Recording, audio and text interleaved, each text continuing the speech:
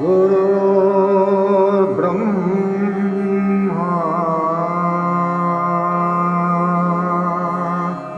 गुरुर्विष्णु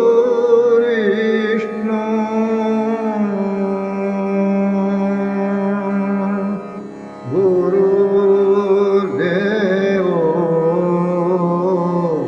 महेश्वरः गुरु साक्षात् परब्रह्मा गुरु साक्षात् परब्रह्मा तस्मै श्री गुरवे नमः.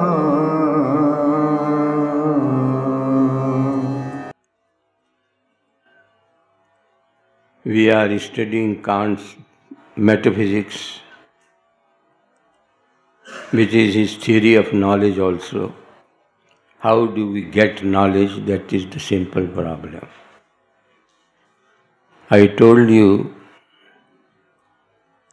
much of its content the other day, and as I told you, howsoever difficult or complicated any subject may be, the central thesis is always very simple and easy to grasp. That is what was the advice which Bhutto gave to his daughter. It was in that context I told you that incident. Now have a re-look at the whole thing. What does he say? Nobody can deny his inheritance. He inherited nothing but chaos. Nothing was left in philosophy because mind and matter both stood cancelled when he received the mental.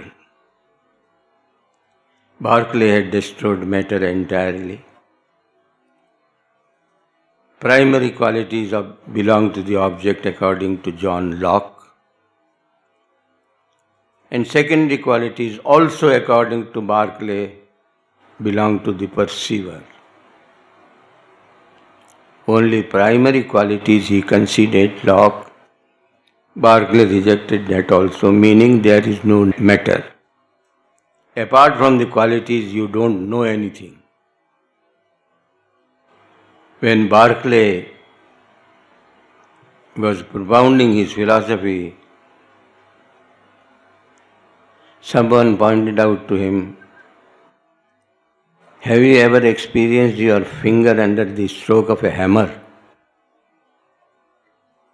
If your finger is caught under any stroke of a hammer, you know firsthand what matter is, what happens. He unabashedly asserted, it is only a collection of sensations, and what else is it? Pain, shooting pain, this, that, everything, and what else? It is all sensations. It does not prove an independent identity of an objective matter. We had to look at it. Berkeley cancelled matter, and Hume cancelled matter, that is more important. He says what you call matter, matter means a permanent agency, a permanent entity. You have a permanent agency, permanent entity which tells you are the same person who went in to rent in a house 1 month ago. Rent is due from you. If it is only flux, a flowing stream of consciousness, nothing stays, nothing is permanent, and you are liable to pay nothing. That is not the fact. And Kant's proper business is to prove the permanence of a mind as we all believe, and because of which our life is possible. True, it is a flow of consciousness only. It throws up only staggered pieces of experience. That is what Hume said he feels, and truly it is there. But there is a continuity. And as I told you about the vocabulary of Kant, he uses his own stylish language. He says, it is synthetic unity of apperception. What we usually call mind, he does not use the word mind, he calls it the synthetic unity of apperception. These are only high-sounding words, you don't be afraid of these. You are not, unfortunately, introduced to logic. In logic, students are taught two types of propositions are there. Sentences, meaningful sentences, they are called propositions in logic. Synthetic and analytic. I don't have the time nor the brief to tell you, but in brief I have to tell you that synthetic propositions are those propositions where knowledge advances. Analytical propositions are those propositions where your knowledge does not advance. All men are mortal. This is a sentence given to you. Your knowledge does not advance here because the meaning of the term man is mortality. This is tautology, words with the same meaning. Synthetic proposition is that where your knowledge advances. Say, some men are honest. Honesty is not a part of the connotation of man, simply the meaning of man. Connotation is a logic word. He calls it the synthetic unity of apperception, meaning your knowledge advances. Now have a re-look at the whole thing. What is the process? We are all sitting here. All attention. But are you hearing the ticking of the clock? No. When I told you, you at once started hearing the ticking of the clock. We are receiving vibrations. There is a whole net of nerves spread over the body. Vibrations we are receiving from all sides. But we don't attend to all, as I told you. There is a principle of selection involved.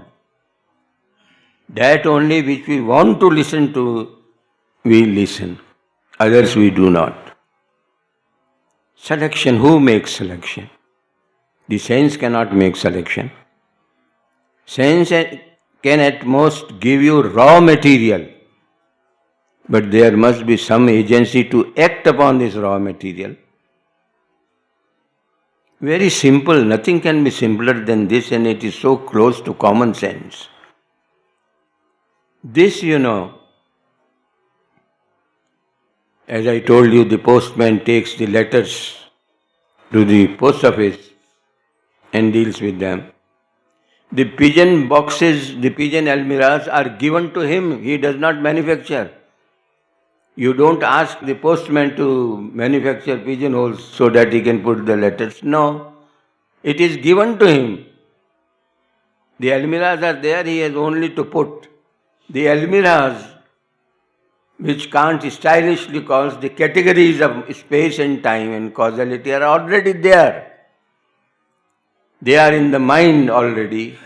They are what he calls a priori. I told you the vocabulary is a little out of commonplace. They are already there. They are a priori. A priori simply means before. Before whom? Before what? Before experience. Before the experiences of the senses, before the senses experience anything, which is awareness only, I told you the other day. These categories are there. Space, time, causality. The mind works upon all these things. When this raw material is subjected to the agency of the understanding, time, space, causality, judgments, all these things, then there are what we receive, he calls transcendental aesthetics. What we do upon it is called transcendental analytic. Then what the mind arrives at, he calls transcendental dialectics. This is his process. how the mind works upon it, and at the end of the day, what does he say? How the mind actually works, I do not know. He calls it antinomies, problems which cannot be solved. He has written a whole range of material devoted to the subject, and at the end he says, how the ego or the soul acts upon this raw material, I do not know, and you also cannot know. Meaning the human mind is not equipped to know it. Don't just merely hear it. See the ramifications involved. I do not know how the mind works. When you get the mystical experience, the mind is subdued and left and thrown away. It is that experience which goes before the mind, prior to mind. He comes to that level. That was, by the way, not a part of Kantian study. But look at it comparatively. The mind is still. Man sheetal bhaya, hans paya man sarovar. That experience, man sarovar, coolness, restful. The mind is stilled. It is not annihilated, it is still, the turbulence of the mind. The first sutra of the Patanjali Yoga is Yoga Chitta Vritti Nirodha. The stilling of the turbulence of the mind is the meaning of yoga. This is what Kant also asserts. We have nothing to do with these words, transcendental aesthetic. That is the original meaning of sensation. Transcendental analytic, transcendental dialectic. These judgments are explained. There are 4 types of relations: quantity, quality, relation, modality. 3 categories work upon it: time, space, and causality. So if you multiply 4 by 3, it gives you 12 types of judgments. Judgments means any meaningful sentence which tells you something, gives you information, that is a judgment. That is called a judgment in logic, not a court judgment. So that is there. He calls them schemata. Schemata simply means the scheme. As I told you, the words are difficult, otherwise the content is not difficult. It is very simple, very close to common sense, and nothing very difficult to grasp at. And at the end, what does he say? He says, I do not know how the ego works on it. And he uses the word transcendental illusion. You just heard in passing the other day, I told you, how do you know the tree is there? How do you know your knowledge of tree is right? How do you know it? You don't know it. You know only the image of the tree. You don't know what the tree actually in itself is. In itself is and what it appears to be, these are the 2 problems. Phenomenological phenomenon, physical experience, and transcendental experience. The thing as it truly in itself, noumena he calls it, what is available to us, what is available to us in experience is called phenomena. Phenomena, which is available to us in ordinary experience, is phenomena. He says the ego works only at the phenomenal level. Everything works only at the phenomenal level. We do not know how it works at the noumenal level. Noumenal means metaphysical level. What it truly is in itself, that you do not know. You know the tree as it appears to you to be. You don't know what it truly is. That is how poets have experienced various types of things there. It may appear to be something to them, it appears to be else. A scientist will tell you it is a wave after wave of emotions, atoms, whatever it may be. So what the thing truly is, you do not know and you cannot know. You are not equipped for it. And that is how his moral philosophy is born. We make judgments this way. He has restored very much the august majesty of mind by, of course, not using the word mind, instead using the phrase transcendental or synthetic unity of apperception. Unity, it is a unified thing, it is a whole. It is not made up of pieces. It is a very connected, integrated, integral thing. This is the permanence agency, that is how mind is made possible. And that is how we live our lives. Students of philosophy usually make the error of saying Hume rejected the law of causation. Hume did not reject the law of causation. He simply asserted it is not possible to prove the law of causation. Otherwise, without the law of causation, our life would be impossible. We cannot live our lives without accepting the principle of causation. Cause and effect we must posit everywhere, but we cannot prove it. He professed the infirmity of mind. Kant has transcended it, gone beyond it, and restored the majesty of the mind by calling it synthetic unity of apperception. Perception, you saw, when sensation is given a meaning to, it becomes perception. It is a synthetic unity, as I told you, your knowledge advances. It is not synthetic cloth. It is synthetic as against analytical. It is where your knowledge advances. This he calls the synthetic unity of apperception. And that is his theory of knowledge, which I think is as simple as it appears to be hard and difficult. So that is all you should know about Kant's theory of knowledge. Then he has another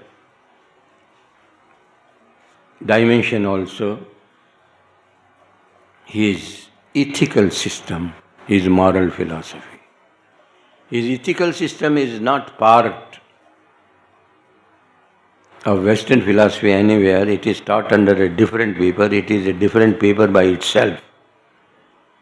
But since, as I told you, Swami Krishnananji asked me specifically to teach you his ethical system also, which in deference to his wishes I will do. When I introduce the subject there, I do it this way. Broadly, you all know, ethics or moral philosophy deals with the yardstick of laying down what is right and what is wrong, what is good and desirable, what is not desirable, and what requires to be ignored or rejected or avoided. Just as Kant's epistemological system is out of the way, his ethical system is no less. I introduced the subject in the class there this way. There was an incident that happened in America many years ago. When I was a student, I heard it, meaning I was told this incident. It is an incident, a real incident, a happening which occurred in America maybe about 100 years ago or so. I am myself 80 years. It must be about 100 years or so. What is the incident? Very simple. There was a family known as the Bollingers. Bollingers, there is their surname, Bollingers. A normal family, husband, wife, children, this, that. Mrs. Bollinger was in a family way sometime. She was to deliver a child. Usual happening everywhere. She used to be checked in the nursing home or clinic, whatever it is. When the time came, she was admitted to the nursing home, fixed up for her. She was taken there. Every care was taken of her, as usual in America. She delivered a child. Usual. The doctor attended to her. She delivered the child. But the child she delivered was a devil. It was not the child of a human being. Every deformity you could imagine was there in the child. Hunchback, this, that. Only breath was coming and going. It was a living organism. Breathing is the sign of life. Breath was coming and going.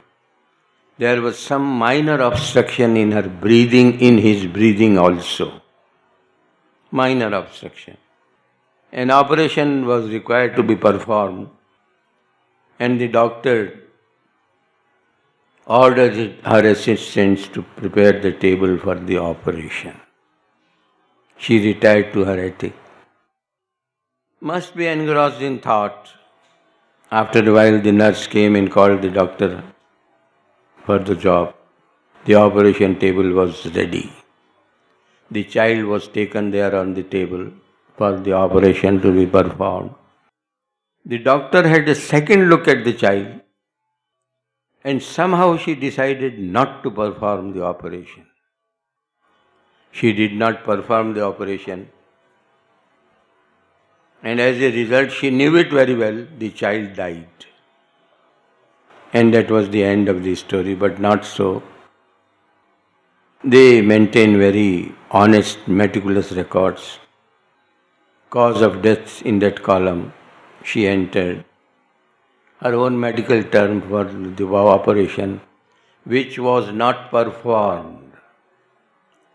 When the news came out, it raised a great storm in philosophical worlds. The doctor is a criminal. Why did she not perform the operation? Her primary duty is to save life, not to think this or that. Her duty was to perform the operation. She did not perform it. She failed criminally. She deserves punishment. The doctor's defense was,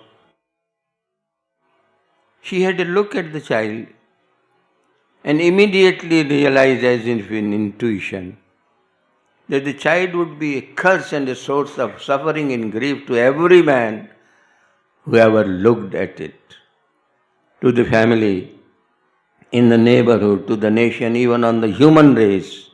It would be a blot, a cause of suffering, not a sight for rejoicing at all. And so she thought it was safe not to perform the operation, and the child would automatically die. The child did naturally die, no doubt. Her defense was this. But then philosophers said, who gave you this right to inquire into the worthwhileness of a life or the otherwiseness of it? Who gave you this right? Your primary duty is very clear. You have to protect life at all costs. You cannot argue about what life is worthwhile and what is not worthwhile. You fail. As opposed to it, the people in the opposite camp who supported the doctor, defended her, said, true, a doctor's duty is to save life at all costs. But that life which is worthwhile, we have always been hearing life is sacrosanct, life is holy. But why is it holy? Because this life holds a promise for the future. Life is holy, life is sacrosanct, life is worthwhile, life is valuable because it holds a promise. It may achieve anything in the future. All possibilities were exhausted in the case of this child. Nothing was possible in the case of this child. The child was deformed, disabled, and what not. All possibilities all probabilities were extinguished in the case of this child, and therefore the doctor did well in not performing the operation. These are two schools of ethics, of moral philosophy. Those who asserted doctor did wrong and failed and faulted are the people who are led by Kant. They are Kantians. You should be formally correct. It is not given to you to inquire which is worthwhile and which is not worthwhile. Life is holy, life deserves to be protected, and you did not do it, and therefore you failed in your primary duty. This school of formal ethics, ethics of formalism as it is called, is the Kantian school. Those opposed to it who said life was not worthwhile and therefore it was good, it got extinguished, they are utilitarians. Ethics of formalism and ethics of utility or ethics of teleology. Teleology word you know very well. You know or you do not know? You do not know. All right, I will go tomorrow and commit suicide in the Ganges. You do not know what teleology is. What have you read in Aristotle? All right, you be Akbar Badshah's here. He also heard things and never learnt anything. Teleology means the purpose requires to be served. That is important. No purpose could be served by this child in life. Therefore, it was good. It came to a close by itself in the normal course of things. Ethics of teleology and ethics of formalism. And because the Kantian school led by Kant, Immanuel Kant, his system is called duty for duty's sake. Duty for duty's sake. You have to be doing your duty without asking what the consequences would be, what the benefits would be. That is not your concern. You have to be simply doing your duty. Duty for duty's sake. You must have often heard art for art's sake. The artist has done it, there is no motive outside it. Leonardo da Vinci may have painted Mona Lisa and forgot about it. He must have got hardly peanuts. But it was his duty, he had to do it. And he forgot it. He could not live without painting. He did it. And that was that. You have to be doing your duty only. Whatever the consequences is not your concern. You should be formally correct. Whatever may happen teleologically is not your concern. This system of duty for duty's sake is a very mighty one. And see, this master logician who gave us this lofty epistemology takes recourse to faith. There is an incident mentioned. By the way, you may not be knowing, Kant was a bachelor and he had a very poor opinion of married people. Very poor opinion. Twice girls proposed to him. He forgot to answer them and they got married elsewhere. He had a very wonderful life. He was very fond of coffee and he never invited anybody on coffee. He was a professor of philosophy in a B-class town of Germany, Königsberg. He had a very faithful servant. His name was Old Lamp. He is called old because he was old. His name was Lampe, L-A-M-P-E. Very faithful servant. I told you a glimpse of the various proofs for the existence of God. the ontological proof for the existence of God when I took up Descartes with you. There are a number of proofs for the existence of God. The most formidable being the argument from design. What is this design? There is design in creation. Everything is measured, everything is controlled, everything is guided. Nothing is amiss. This design who has put in, who has willed it? And that proves the existence of God. Briefly, this is the argument. All other arguments, there are 5-6 arguments for the existence of God, proofs for the existence of God. He examined them all and rejected them all, found fault with each of them, and in his glory, he had no company. As I told you, he had only a faithful servant, lamb. He went to lamb in the kitchen. He would be in the kitchen only.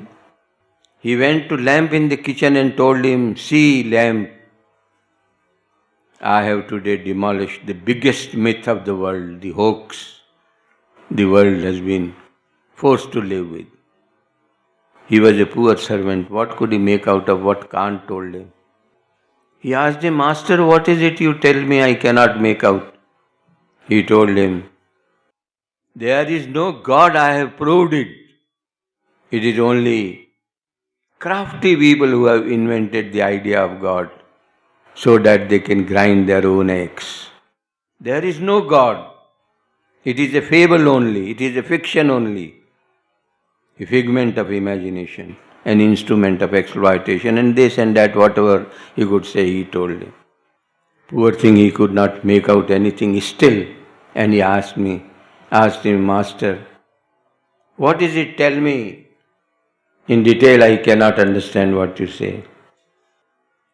Kant tells him, "Lamb, there is no God, I have proved it."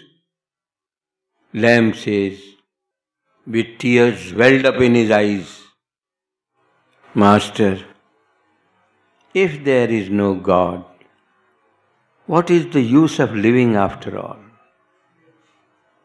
There were tears in his eyes.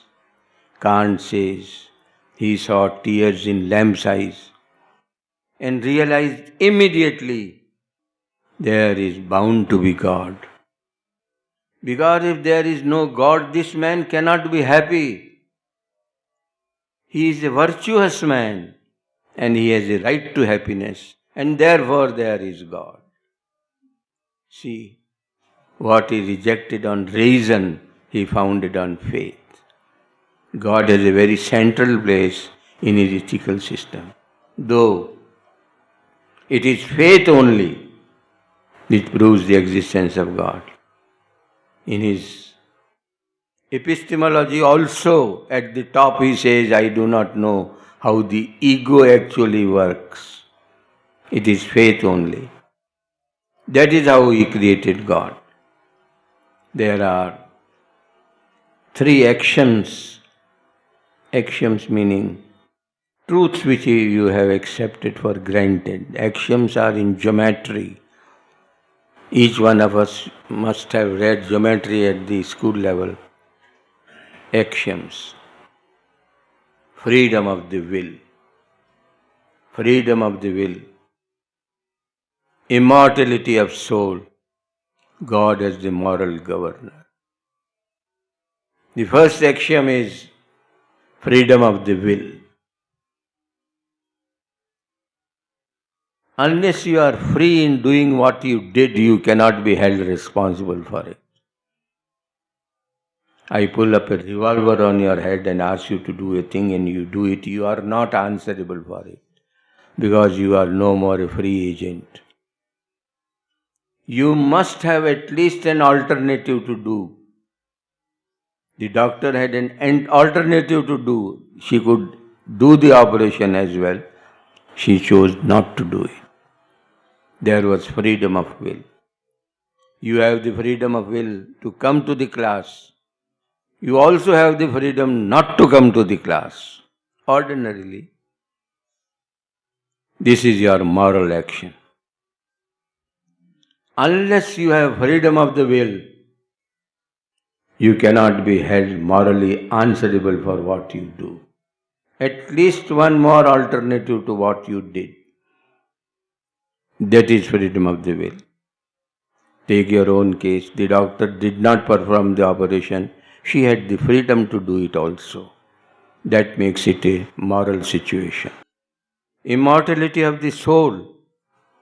The soul is immortal. Moral struggle does not end in one life only. It goes on. Over lives, the virtuous suffer in this life. The vicious prosper. They gloat in luxury. They enjoy life to the hilt. Who will correct this imbalance? In life it cannot be done. In future lives it will be corrected. And who will correct? God will correct. God is the moral governor. He keeps accounts of every man's doings and doles out rewards as punishments as he deems, as is proper. So, these are three postulates of morality: freedom of the will, immortality of soul, and existence of God. These are the three axioms. Then there are three maxims also, which we will have a look at tomorrow. And Hari Om.